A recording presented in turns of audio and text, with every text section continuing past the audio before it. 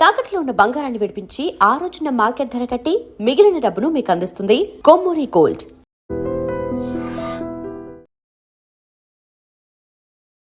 నమస్తే, welcome to Aiden.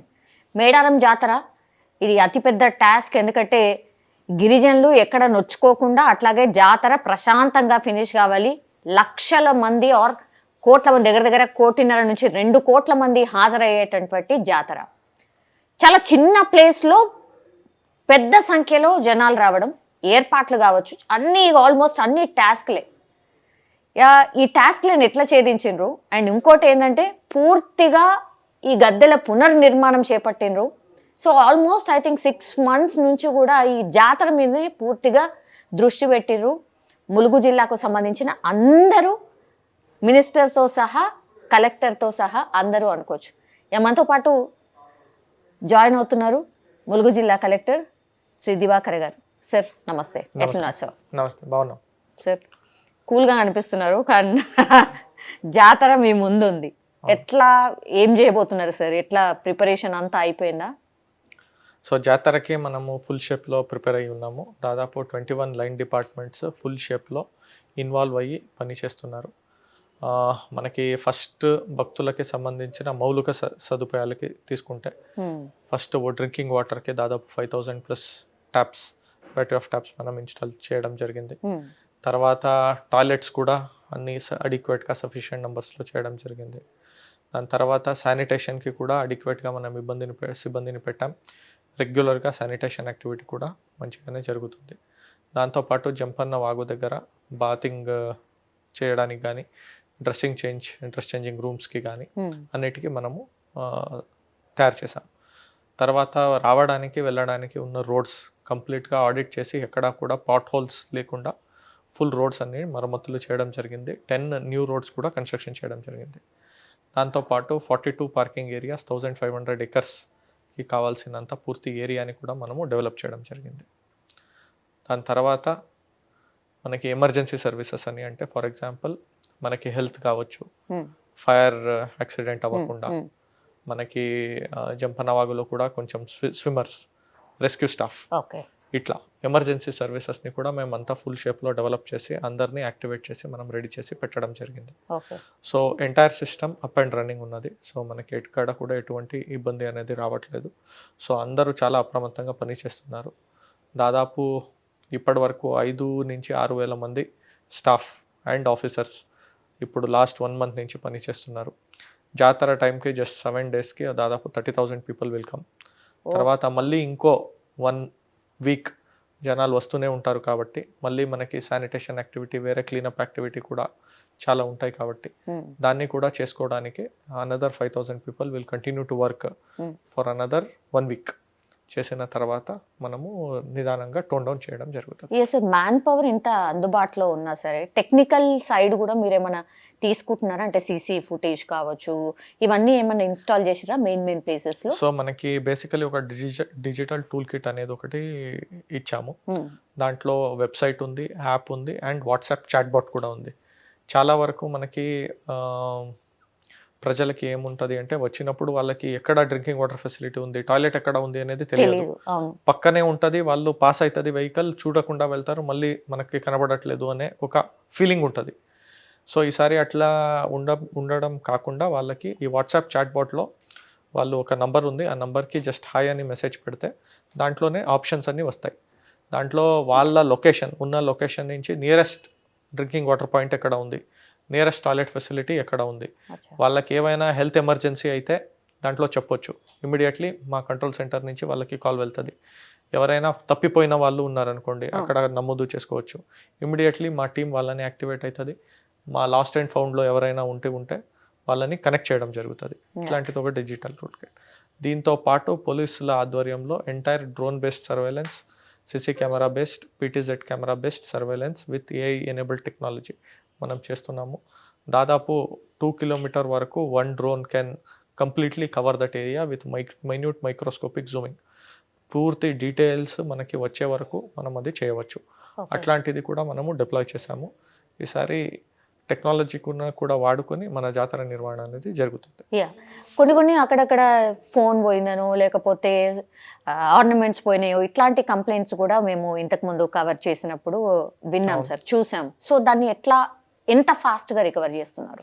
So మనకి ఇప్పుడు ఫర్ ఎగ్జాంపుల్ పోయినసారి దాదాపు 8,000 పీపుల్ తప్పిపోయిన వాళ్ళు ఉన్నారు. ఓకే, వాళ్ళందరినీ మనము కలిపగలిగాం. అంటే ఫర్ ఎగ్జాంపుల్ జనరలీ టెంపుల్ వద్ద వెళ్ళేటప్పుడు చిన్నపిల్లలు చెయ్యి తప్పిపోతాయి. అవును అవును, జంపన్న వాగు దగ్గర కూడా చాలా మంది తప్పిపోయిన వాళ్ళు ఉన్నారు. ఆర్టీసీ బస్ స్టాండ్ దగ్గర తప్పిపోయిన వాళ్ళు ఉన్నారు.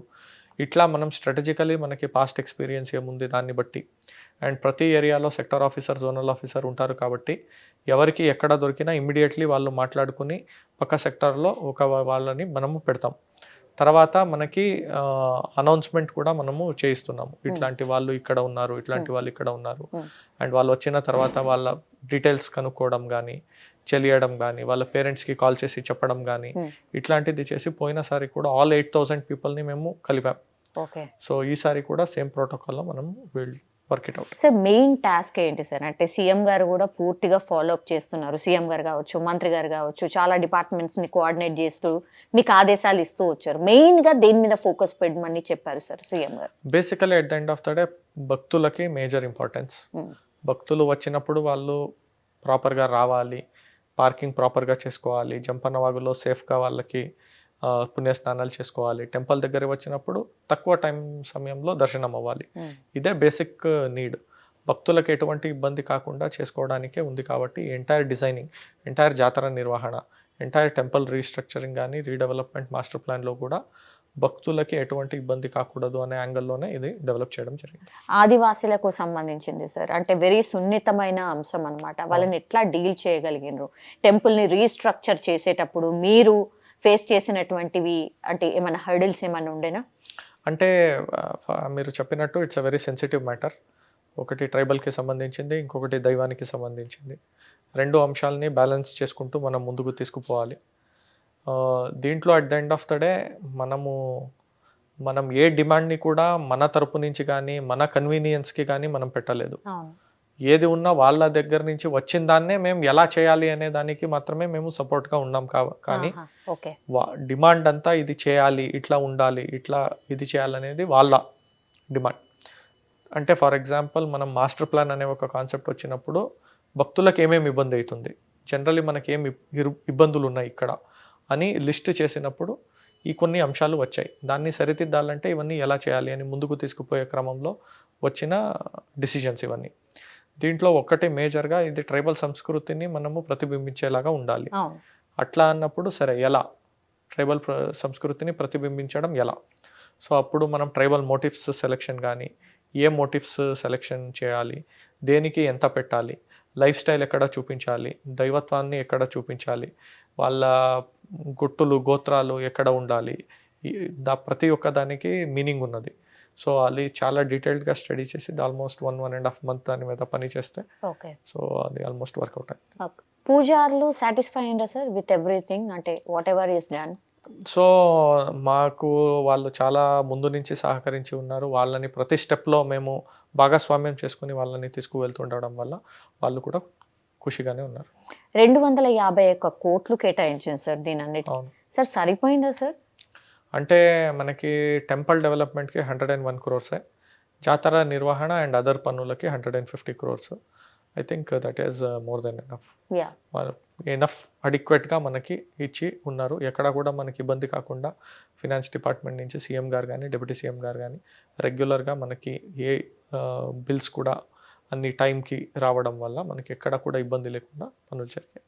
ఓకే సార్, ఇక్కడ ఇంకో మెయిన్ టాస్క్ ఏంటంటే జనరల్లీ భక్తులు వచ్చిన తర్వాత వాళ్ళు ఫేస్ చేసేటువంటి కొన్ని ప్రాబ్లమ్స్ని రెక్టిఫై చేయడానికి మీరు అన్నీ చూస్తున్నారు. కానీ ఒకటి మెయిన్ ప్రాబ్లం వాళ్ళు ఫేస్ చేసేది, వివిఐపీస్ వచ్చినప్పుడు కొంత క్యూ లైన్ని ఆపి వాళ్ళని తీసుకెళ్ళి మళ్ళీ అనేసరికి ఆ డిస్టర్బెన్స్ ఎప్పుడు ఉంటుంది అనేది ఆ కొద్ది కంప్లైంట్ అయితే ఉంది సార్. 4 గద్దెలు పాస్ ఆన్ అయ్యే లోపలనే ఒక 15-20 minutes అయితే ఆపాలి కదా.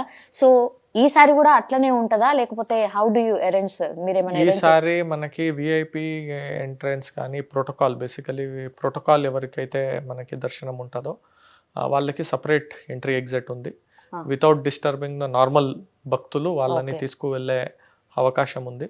కానీ కొంత హై సెక్యూరిటీ వాళ్ళు ఎవరైనా వచ్చినప్పుడు కొంత ఒక 5 మినిట్స్ ఆపాల్సి ఉంటుంది. దాన్ని కూడా చాలా తక్కువ మినిమైజ్ చేసుకుని మనము చేస్తాము. ప్రతిసారి ఆపేది అనేది మనం ఈసారి చాలా వరకు రెడ్యూస్ చేసాం. ఓకే, సమ్మక్కని తీసుకొచ్చినప్పుడు మాత్రం చాలా అంటే హడావిడి అనుకోండి, లేకపోతే సమ్మక్కని మొత్తం చిలకల గుట్ట నుంచి తీసుకొచ్చేంత వరకు అదొక ఏమంటారు సార్, అదొక పెద్ద టాస్క్ మీకు. దాన్ని ఎట్లా ప్లాన్ చేసారు సార్? అంటే how did you prepare? So procession అనేది ఒకటి మేజర్గా అక్కడ అగైన్ మనకి పూజలు చేయడం కానీ, వాళ్ళ ఆచారాలు చేయడం కానీ అదొక ఎత్తు అయితే, మనకి ప్రొసెషన్ అనేది ప్యూర్లీ అడ్మినిస్ట్రేటివ్లీ ఒక లా అండ్ ఆర్డర్ ఇష్యూ అనేది ఉంటుంది. మంచిగా రోప్ పార్టీస్ పెట్టడం జరిగింది. ఎస్పీ గారు ఇంతకుముందు కూడా ఇక్కడ పనిచేశారు, ఆయనకి ఎక్స్పీరియన్స్ కూడా ఉంది. దాన్ని కూడా పెట్టి స్పెషల్ ప్రొసెషన్ టీం, ఒక పెద్ద టీమ్నే తయారు చేయడం జరిగింది. వాళ్ళకి స్పెషల్ బ్రీఫింగ్ ఇవ్వడం జరిగింది. పూజారుల్ని కూడా వాళ్ళ దాంట్లో ఇన్వాల్వ్ చేసుకోవడం జరిగింది. ట్రైబల్ యూత్ వాలంటీర్స్ ఎవరైతే ఉంటారో వాళ్ళకి కూడా కొంత డూస్ అండ్ డోంట్స్ దాన్ని కూడా ఇన్వాల్వ్ చేసుకోవడం జరిగింది. దాన్ని కూడా ఈసారి సక్రమంగానే చేస్తాం. ఇక్కడ చాలా వరకు అయితే అంటే డేరాలు ఉంటాయి కదా సార్, ఆ డేరాలు కొన్ని చోట్ల అంటే భక్తులు ఇంత ప్రైజెస్ అనేది కూడా చిన్న కంప్లైంట్స్ రేజ్ అవుతున్నాయి సార్. అంటే ఏ వస్తువు ముట్టినా సరే చాలా ఎక్కువ ప్రైజెస్ అనేది కూడా కొద్ది కంప్లైంట్ ఉంది సార్. ఏమైనా మీ దృష్టికి వచ్చాయా సార్ అట్లాంటివి? మనకి దృష్టికి వచ్చిన కాడ మేము ఖచ్చితంగా ఫేర్ ప్రైస్ ఎన్ఫోర్స్ చేయడానికి ఖచ్చితంగా మేము ట్రై చేస్తున్నాము. దాంతోపాటు క్వాలిటీ కూడా ఎక్కడ కూడా మనకి స్టాక్ డేట్ అయిపోయిన దాన్ని కానీ ఇది కానీ మన ఫుడ్ సేఫ్టీ ఆఫీసర్స్ 12 మంది రెగ్యులర్గా తిరుగుతున్నారు, ర్యాండమ్గా చెక్ చేస్తున్నారు. ఎక్కడ మనకి ఏమైనా అట్లాంటిది దొరికితే ఇమీడియట్లీ సీజ్ చేస్తున్నాము, ఫైన్స్ వేస్తున్నాము. అండ్ మన poultry chops and chicken shops దీంట్లో స్పెసిఫిక్గా మన వెటర్నరీ ఆఫీసర్స్ని డిప్లాయ్ చేయడం జరిగింది. వాళ్ళు కూడా దాన్ని హెల్త్ అండ్ ఇన్ఫెక్షన్ గురించి వాళ్ళు కూడా దాన్ని చెక్ చేస్తున్నారు. ఇట్లా we are trying to give better services to the public. Emergency situations sir, అంటే క్యూ లైన్స్లో ఉన్నప్పుడు ఎవరికైనా ఏదైనా అయితేనో, లేకపోతే వచ్చేటప్పుడు వెళ్ళేటప్పుడు ఏదైనా సమ్ యాక్సిడెంటో అలా అయితేనో ఎంత త్వరగా క్లియర్ చేయడానికి అట్లాంటి స్పెషల్ టీమ్స్ని ఏమైనా ఏర్పాటు చేశారా? సో ఈసారి క్యూ లైన్లో మనకి service line and exit pathways అనేది ఒక కాన్సెప్ట్ దాంట్లో ఉన్నది. సో ఎవరైనా మధ్యలో ఎవరికైనా కొంచెం ఏదైనా ఇష్యూ అయింది, లేదా బయటికి రావాలి అనుకుంటున్నారు, లేదా వాష్రూమ్కి వెళ్ళాలో, లేదా హెల్త్ ఎమర్జెన్సీ అయిందో, లేదా ఇంకొకటి అయిందో అనే వాళ్ళకి ఎవరీ 30 మీటర్స్లో ఒక ఎగ్జిట్ గేట్ అనేది పెట్టాం. క్యూ లైన్ నుంచి వాళ్ళు కావాలంటే బయటికి రావచ్చు, ఆ సర్వీస్ లైన్ నుంచి బయటికి వెళ్ళొచ్చు. ఏదైనా హెల్త్ ఎమర్జెన్సీ ఉంటే కూడా అటెండ్ అవ్వచ్చు, మళ్ళీ రావచ్చు. దాంట్లో మనము డాక్టర్స్ని కూడా డిప్లాయ్ చేస్తున్నాం, పోలీసులని కూడా డిప్లాయ్ చేస్తున్నాం. They will take care of the facility. ఇంకోటి, ఎవరైతే రాలేనటువంటి వాళ్ళు ఉన్నారో సార్, వాళ్ళకు కూడా ప్రసాదం పంపించేటటువంటి వ్యవస్థను కూడా ఏర్పాటు చేశారు అన్నారు. స్టార్ట్ అయిందా సార్? మనకి ఎండోమెంట్ డిపార్ట్మెంట్ నుంచి అది ఫెసిలిటీ ఉంది. టీఎస్ఆర్టీసీ నుంచి వాళ్ళు బుక్ చేసుకుంటే ఖచ్చితంగా ప్రసాదం అందుతుంది. లాస్ట్లీ సార్, భక్తులకు మీరేమన్నా సూచనలు చేయదలుచుకున్నారా సార్? ఎవరైతే మేడారం జాతరకు వస్తున్నారో వచ్చిన తర్వాత వాళ్ళు ఎట్లా వెళ్ళాలి, ఇక్కడ ఎట్లా ఉండాలి? So basically only one thing, ఇక్కడ అన్ని ఫెసిలిటీస్ మనం చేయడం జరిగింది. జాతర జరుపుతున్నది దైవాల కోసం, వచ్చే భక్తుల కోసం. ఇంత ఫెసిలిటీ మనము కల్పించినప్పుడు మనం ఒక్కటే అడిగేది ఏంటంటే డిస్ట్రిక్ట్ అడ్మినిస్ట్రేషన్కి కొంచెం కోఆపరేటివ్ ఉండాలి. ఫస్ట్ అండ్ ఫార్మోస్ట్ థింగ్, రోడ్స్లలో వెళ్ళేటప్పుడు ఓవర్టేకింగ్ చేయడం కానీ, రాంగ్ రూట్లో వెళ్ళడం కానీ, క్రాస్ కటింగ్ చేయడం కానీ చేస్తే కిలోమీటర్ల వద్ద ట్రాఫిక్ జామ్ అవుతుంది. ఎవరో ఒకళ్ళు చేసే తప్పు వల్ల చాలా మంది ఇబ్బంది పడాల్సి వస్తుంది. అట్లాంటిది కొంచెం చేయవద్దు. రెగ్యులర్ ప్లేసెస్లో మనము డస్ట్బిన్స్ అనేది పెట్టాము. అక్కడ మీరు ఏదైనా వేస్ట్ పెడితే ఇమీడియట్లీ మనం తీయడానికి కూడా ఉంటుంది. ఏరియా కూడా నీట్గా మెయింటైన్ చేయవచ్చు. దాంతోపాటు అప్పటికప్పుడు మనం ఇచ్చే సలహాలు సూచనలకి కోఆపరేషన్ చేసి జాతరని మంచిగా నిర్వహించడానికి అందరూ సహకరించాలని కోరుతాం. సార్, జాతర తర్వాత మాత్రం మీరు అంటున్నట్టుగా అసలు భయంకరంగా అసలు ఉండలేరు అనేది పెద్ద ఎత్తున చర్చ ఉంటుంది సార్. ఎవ్రీ టైం జాతర అయిపోయిన తర్వాత మాత్రం భరించలేము, అక్కడ ఉండలేము అని. ఇక్కడ ఉన్న వాళ్ళకి రోగాలు కూడా వస్తాయి అనేది కూడా పెద్ద ఎత్తున చర్చ ఉంది సార్. దాన్ని ఎట్లా టేకప్ చేయబోతున్నారు? సో బేసికలీ ఈసారి animal waste, chicken waste and our whatever other waste that are coming ప్రాపర్గా డంపింగ్ యార్డ్స్లో పెట్టి ప్రాపర్గా దాన్ని సెగ్రిగేట్ చేసి we have tagged up with one NGO also. మన ప్లాస్టిక్ వేస్ట్ దీన్ని కూడా రీసైక్లింగ్కి కూడా మనము పంపిస్తాము. ఎస్పెషల్లీ మనము అనిమల్ వేస్ట్ ద్వారానే మనకి కొంచెం ఈ ఇన్ఫెక్షన్స్ కానీ ఇది కానీ స్ప్రెడ్ అయ్యే ఛాన్స్ ఉంటుంది. ఈసారి దాని మీద స్పెషల్ ఫోకస్ పెట్టి ఎవ్రీ అనిమల్ వేస్ట్ని కూడా మనము రెగ్యులర్గా క్లీన్ చేసి బయటికి పంపిస్తాం. సార్ ఈసారి హెలికాప్టర్కి సంబంధించిన సేవలు కూడా మీరు స్టార్ట్ చేసినట్టున్నారు. అవును. ఎంత మంచి ఆదరిస్తున్నారు సార్, అంటే ఎవరైనా వస్తున్నారా? సో మనకి ఎక్కువ బుకింగ్స్ జాతర టైంకే వస్తున్నాయి. ఓకే. జనరల్గా ఇప్పుడు ఉన్న చర్చల్లో వాళ్ళు జాతరకి 28 to 31 మధ్యలోనే చాలామంది బుకింగ్ చేసుకున్నట్టు ఉన్నది. ఇప్పుడు కూడా చూస్తే ఈరోజు దాదాపు 50% ఆఫ్ ద కెపాసిటీలో ఈరోజు మనకి నడిచింది. మళ్ళీ రేపు ఎక్కువ మంది భక్తులు వస్తారు కాబట్టి మళ్ళీ రేపు పెరుగుతుంది, మళ్ళీ జాతర టైంకి మళ్ళీ పెరుగుతుంది. So we have got good response. పోయినసారి ఉన్న ఎక్స్పీరియన్స్తో కూడా they were also very positive that ఇంత డిమాండ్ ఉంది, ఎస్పెషల్లీ వరంగల్ నుంచి రావడానికి కానీ దీనికి కానీ. So that is why we have put. జాతరకు వచ్చే రూట్లో చాలా కోతులు అవి చాలా కనిపించాయి, ఎందుకంటే అడవి ప్రాంతం కదా సార్. కొన్ని చనిపోయి కూడా కనిపిస్తున్నాయి సార్, అంటే కోతులు వెహికల్స్ కింద వచ్చేసి. అంటే ఫుడ్ ఫీడ్ చేయడం వల్లనో మరి దేని వల్లనో రీజన్ తెలియదు, కానీ అది చూస్తే కొంచెం బాధ అంటే అనిపించింది సార్. కోతులకి కొంత బిహేవియర్ కూడా ఇప్పుడు మారుతుంది, ఇన్ ద సెన్స్ దట్ మనకి టూరిస్టులు కూడా ఆల్సో రెస్పాన్సిబుల్ టూరిజం అనే దానికి ఇది ఒక ఎగ్జాంపుల్. మనం ఏం చేస్తున్నామంటే ఎవరైనా వెళ్తున్నప్పుడు ఆగి వాళ్ళు ఒక ఫుడ్ అనేది ఇస్తారు, అంటే వాళ్ళు ఏదో తప్పుడు భావనతో ఇవ్వరు. ఒక బనానా ఇవ్వడమో ఇంకొకటి ఇవ్వడమో ఏదో ఒకటి చేస్తారు. అది ఒకటి చూసిన తర్వాత నెక్స్ట్ టైం బిహేవియర్ ఏమవుతుంది అంటే నెక్స్ట్ ఏ వెహికల్ వచ్చినా నాకు ఫుడ్ ఇస్తారేమో అని వస్తున్నాయి. ఓకే. సో ఆ కారణం వల్ల కొన్ని చనిపోతున్నాయి. This is the basic reason. And monkey also కొంచెము ఆ బిహేవియర్, ఎందుకంటే అవి గ్రూప్స్లలో ఉంటాయి కాబట్టి ఏదో ఒక దానికి యాక్సిడెంట్ అయ్యే కూడా ఛాన్స్ ఉంటుంది. సో మేము కూడా చెప్పేది అదే, దయచేసి ఆ ఫీడింగ్ హ్యాబిట్ అనేది ఎక్కడ కూడా మనము డెవలప్ చేయవద్దు. మీరు ఎస్పెషల్లీ ఆన్ మెయిన్ రోడ్స్ మనం ఆపి ఫోటోలు దిగడానికో ఇంకోటి దిగడానికో అక్కడ కోతులు కనిపిస్తే ఒకటి ఇస్తాం, ఒకళ్ళు ఇస్తారు, ఇంకోసారి ఇంకో వెహికల్ వచ్చినప్పుడు వీళ్ళు కూడా ఇస్తారేమో అని వస్తున్నాయి కోతులు. సో ఇట్లా కొంచెం ఇష్యూ అవుతుంది. Thank you sir. నిజంగా ప్రస్తుతం ఉన్నటువంటి సమాజం దేనికి ప్రయారిటీ ఇస్తుంది? ఆర్థిక సంబంధాల చుట్టూ మాత్రమే తిరుగుతోంది. మళ్ళీ ఎన్నికలంగానే చాలా విరక్తి కలుగుతున్నాం. మంచి అనిపిస్తుంది కదా, లేడీస్ కూడా ఛాలెంజింగ్ జాబ్స్ చేసినప్పుడు చాలా బాగుంటది. ట్రాఫిక్ అసిస్టెంట్స్ గా నియమించిన ట్రాన్స్జెండర్స్ అందరితో సాల్యూట్ చేయించుకుంటున్నారు. ఫుడ్ డెలివరీ ఇవ్వటానికి వెళ్ళినటువంటి డెలివరీ బాయ్ అనిల్ పై కళ్ళ ముందు